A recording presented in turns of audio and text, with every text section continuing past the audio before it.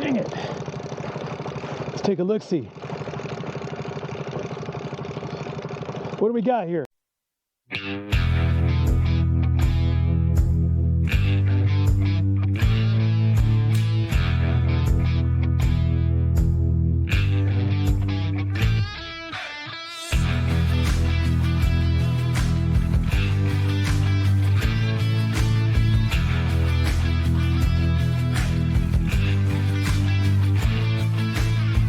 How do you like them apples? Since the lakes I normally fish are extremely low due to drought, that's Caballo Lake and Elephant Butte Lake, I decided to make my way up to northeastern part of New Mexico to fish at a lake called Ute Lake. Ute Lake is a dammed up portion of the Canadian River, and it's a interesting looking lake. It's very large and it has lots of structure. The area that I chose to fish on this reservoir for this fishing trip was the Ute Creek Arm up near north of the marina, and I'm going to treat that area like a lake within a lake, and I'm going to focus my efforts in that area. Eagle Point Campground is a really nice campground. It's non-electric. It's not used very much. It's mostly for tent campers, but I camp in the back of my truck, so for me it's perfect. Nice and quiet, overlooking the water, and it's close to the boat ramps. Good morning. Today I'm at Ute Lake. I came out here to check out the lake. The lake's been up. It's probably, I think it's 5 feet below completely full, but it's well above the normal pool because there's signs. The parking signs are almost completely underwater. The dock, you have to go through the water to get access to the railing for the dock, to walk over on the dock. So it's really a nice lake. A lot of trees are in the water because you can tell they've been it's been pretty shallow for a few years now. But I'm out here on a new lake, first time ever. I'm going to come check this out, see what I can get. So there's walleye, white bass, there's largemouth and smallmouth and catfish in this lake. So let's see how the day turns out. It's going to be a great day. I know a cold front is going to start rolling in, I think tomorrow, maybe late tonight or tomorrow. You can see a little bit of humidity in the air due to the contrails from the plains. That gives a sign that there is some moisture in the air. So that's going to block sunlight a bit. So we'll see how it goes. No parking sign is right there. Let's see if we can catch a fish right by it.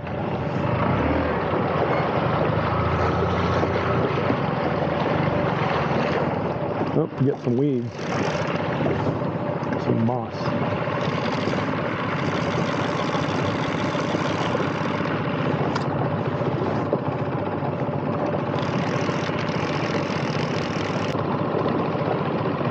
Since the lake is really high and there's a lot of weeds that come up about 2 to 3 feet high, I'm going to start out with a 4 to 6 foot lure, which is the 400, runs 4 to 6 feet. I'm going to let out 100 feet of line. Let's see what we get here. Just had a strike, had a fish on, and I lost him. Right here. I'm in an island. From 5 feet of water right here, the weeds come up to about 2 feet under. Got about 70 feet of line out. About 4.5, 5 miles an hour. Heavy fish. Nope, I don't know. Is that a fish? No, it's a heavy bush. Okay, we're good. Got free. Okay, this lure is going a little too deep, so let's go. A lure that doesn't run as deep. Yeah, this is all messed up. There's the weeds. Okay, I'm going to run a 500 Buck Perry spoon plug. 500 runs 3 to 5 feet out. I'm going to let about 30 feet out, probably 40 feet, so it doesn't run very deep. Just over the top of the weeds. I'll let out enough line so that it ticks the top of the weeds. So I'll start at 30 feet. I'll start at, 30 feet. And it'll tick the top of the weeds.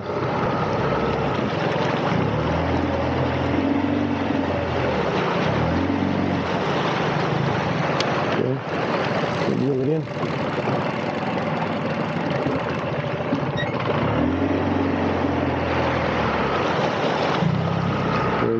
closer to the weeds.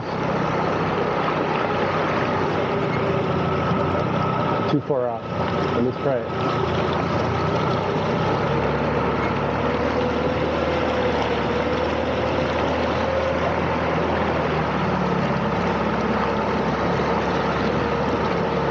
Okay, we're just going. About 5 miles an hour. Nice little pace. So there's a big bar that comes out. I'm on top of the flat. But there's bushes all over. There's weeds coming up about 3 feet. Got one. Pick up the speed.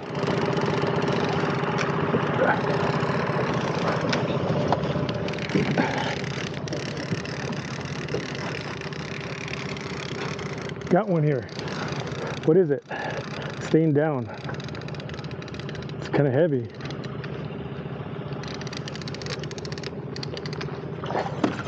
Hey, came off. Nice little bass. I like them apples. Take a look at that. 14-inch smallmouth. All right.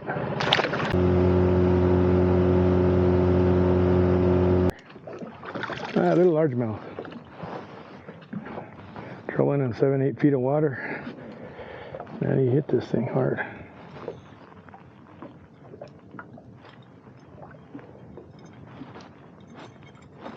You hit it around 6 miles an hour. I like them apples. All right, look at that. Nice. Nice white bass on a spoon. Ow. All right, let's click it. That was on the slab spoon. Let's try on my jig. Let's go for the hopper. The 1 ounce, 3/4 ounce hopper.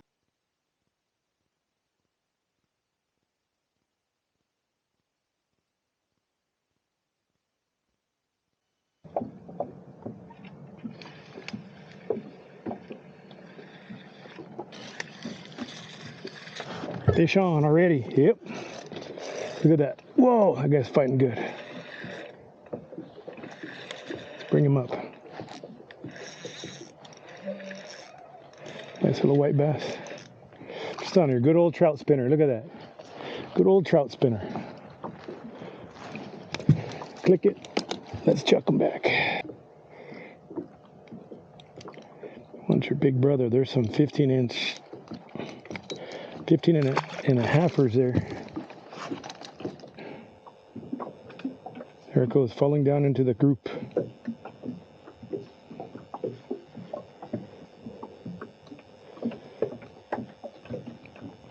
All right, I'm trolling for white bass right now. I'm using, of all things, an umbrella rig. The advantage of an umbrella rig is that when you cover a lot of water when you're trolling around 2.5 miles an hour right now, over structure, not just out in the middle of nowhere, looking for white bass. The umbrella rig this one has 5 different baits on it, so it gives off a lot of vibration. So it's really easy to get multiple fish off one pass. So it's a good way to find schools of fish quickly. One of the things I'm using is I have a live scope, Garmin live scope, and I'm shooting it backwards. Everybody shoots it forwards off the front of the boat, but it's a very powerful tool if you shoot it backwards. I let out line, and right now I have about 110 feet out, and I can see on my live scope, I can see my ball of bait is what it looks like, following the boat at 25 feet. That's where I see the fish are at, pretty much. And I'm able to, every time with these lures, anytime you speed up the boat or slow it down, you got to bring in slack, because they don't hold their weight. They don't hold their depth based on speed. These are weight based. So right here I'm going through a pretty thick school of bass over the edge of a sandbar and drop off into a channel. You can see the green buoy over there, the edge of the channel. The bar is right here. So in no time I'll be picking up a couple of fish.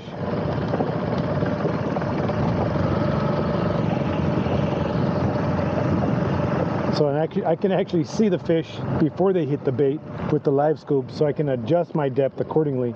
I see that they're a little lower than what my bait is set at. Either I slow down the motor, or I let out more line, or I do both. Okay, here we go. And pretty much fish on right there. There we go. Fish on. Yep. Probably got multiple.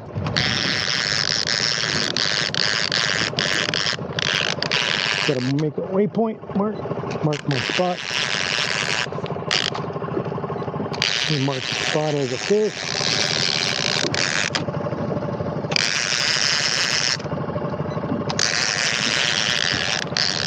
So, trolling with umbrella rigs, very effective to find the schools of fish. You locate them, put a waypoint down, and now I can anchor up. Oh yeah, look at that one. Look at that bad boy. I only got one this time, but look at that boy. These are all like 15.5-inch fish. These are trophy white bass for this lake. And for New Mexico, 15.5-inch, a 15-inch white bass is a trophy white bass. This guy just gulped big old swim baits. Look at that guy. Let's see what he is. This one's at 14.5. Pretty good size. Let's click it. Number 27 for the day. All right. Let's do it again. So how you set these up, how you get them to run straight, you got to weight them. Different size heads on it, and they act like a keel for your rig to keep it nice and straight behind the boat.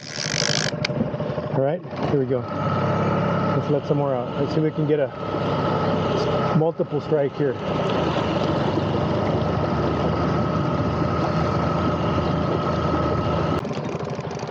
Oh man, it's a monster.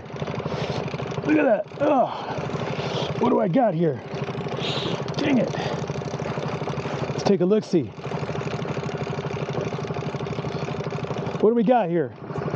Whoa, doubles. Two big white bass. All right. Copy paste. Look at them. They both look exactly the same. All right. Looks like we picked up something here. I don't know what it is. We found walleye. Beautiful. Beautiful. Oh, I had a fish. Came off. Lost him. Do it again. Had a fish on. Came off. Let's do it again.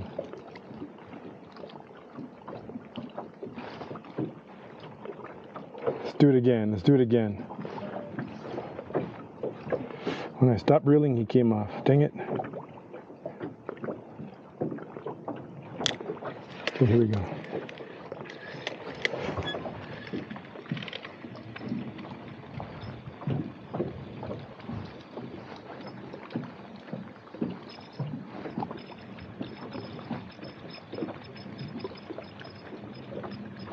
Nothing doing.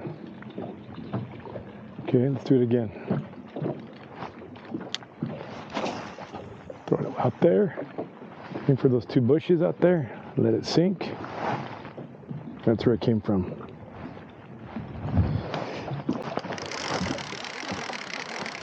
Fish on.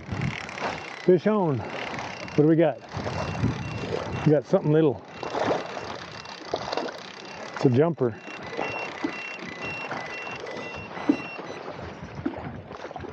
What is it? What is it? Huh. It's a shaker.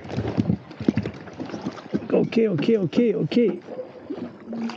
Small little guy. All right, we'll take it.